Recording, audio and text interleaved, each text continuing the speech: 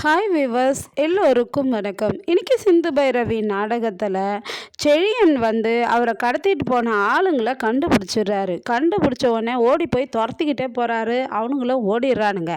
அதுக்கப்புறமா என்ன சொல்கிறாருன்னா, சிந்து இது மாதிரி என்னை கடத்திட்டு போன ஆளுங்களை நான் கண்டுபிடிச்சிட்டேங்க்கா அப்படின்னு சொல்லிட்டு சிந்துக்கு கால் பண்ணி சொல்கிறாரு. அப்படியா செழியன், அப்படின்னா அவரை அவனுங்களை எங்கே இருக்கிறானுங்கன்னு நீ ஃபாலோ பண்ணு அப்படின்னு சொல்கிறாங்க சிந்து.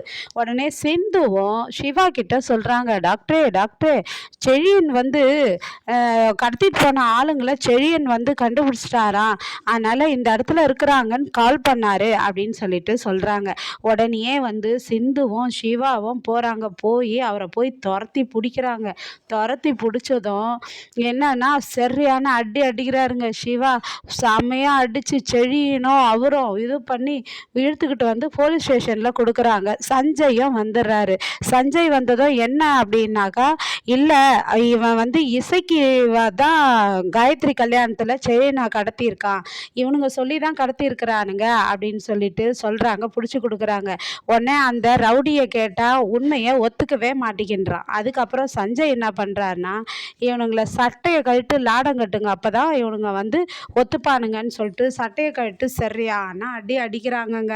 அடிக்கும்போது அந்த ரவுடி அடி தாங்க முடியாமல் இசைக்கு தான் செழியனை கடத்த சொன்னார். அன்னபூர்ணி அம்மா சொத்தை எல்லாம் அபகரிக்கிறதுக்காக காயத்ரியை கல்யாணம் பண்ணிட்டா அவருக்கே சேர்ந்துரோன்னு சொல்லிட்டு இசைக்கு இது மாதிரி பண்ண சொன்னார். அதனால தான் நாங்கள் செழியனை கடத்தணும். அதுவும் இல்லாமல் செழியனை கடத்துறதுக்கு 2 லட்சம் ரூபாய் இவர் எங்களுக்கு பணமும் கொடுத்தாரு அப்படின்னு சொல்லிட்டு சொல்கிறாங்க. உடனேயே அதுக்கப்புறமா அன்னபூர்ணி கிட்ட என்னன்னா மகா மன்னிப்பு கேட்குறாங்க. அக்கா தயவுசெய்து இசக்கியை மன்னிச்சு ஏற்றுங்கக்கா, அவனை என்னால் தான்க்கா அவன் இது மாதிரி தப்பெல்லாம் செஞ்சான், அவனை மன்னிச்சிருங்கக்கான்றாங்க. இல்லை மகா, நான் ஒரு காலமும் நான் இசக்கியை மன்னிக்க மாட்டேன், அவன் அம்மன் நகையை திருடி இருக்கிறான் அப்படின்னு சொல்கிறாங்க. அக்கா, அம்மன் நகை அவன் என்னால் தான்க்கா திருடினான், அதுக்கு முழு தண்டனையும் நான் தான் அனுபவிக்கிறேனாக்கா, அவனை விட்டுருங்கக்கான்னு சொல்கிறாங்க மகா.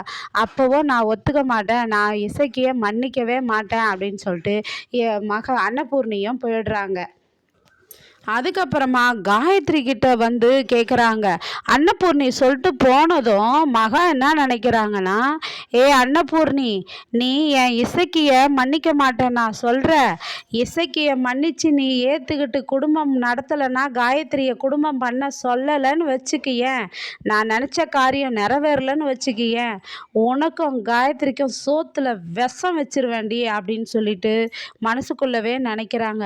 அப்புறம் காயத்ரி கிட்ட போயிட்டு, காயத்ரி, இசைக்கு செஞ்சது தப்புதாம்மா, பாவம்மா, அவன் எவ்வளோ கஷ்டப்பட்டு ஏதோ வீட்டு வாடகை கூட தர முடியாமல் அவன் குடும்பம் நடத்திட்டு இருக்கேன்றான், சாப்பாட்டுக்கே கஷ்டமாக இருக்குன்னு சொல்கிறாம்மா, எப்படியாவது இசக்கியை நீ மன்னிச்சு ஏற்றுக்கோம்மா, என்னால் தாம்மா அவன் இது மாதிரி கோயில் நகையை திருடினான், நான் சொல்லிதாம்மா அதை இது பண்ணான், அதுக்கு உண்டான தண்டனை நான் அனுபவிச்சுட்டு போகிறேம்மா, இந்த சிந்து மேலே இருக்கிற கோவத்தில் நான் தாம்மா அப்படி அவனை செய்ய சொன்னேன், ப்ளீஸ்மா அவனை மன்னிச்சிரு காயத்ரி, நீ அவனை ஏற்றுக்கிறியா, அவன் கூட வாழு காயத்ரின்றாங்க. உடனே காயத்ரிக்கு சரியான கோவம் வருது, எதனால் இப்படி இவங்க இதெல்லாம் சொல்கிறாங்கன்னு. ஆனால் காயத்ரி இசக்கியை ஏற்றுக்கிட்டு வாழ்வாங்களா, இல்லை நாளைய கதையில் இசக்கியை பிடிச்சிட்டு சிவா எல்லாரும் முன்னாடியும் நிறுத்தி இசக்கி தான் செழியனை கடத்தனா அப்படின்ற உண்மையை சிவா சொன்னாக்கா அன்னபூர்ணி அம்மா எடுக்க போகும் முடிவு என்ன இருக்குது, நாளைக்கு பொறுத்திருந்து பார்த்து வெயிட் பண்ணுவோம். நன்றி, பாய்.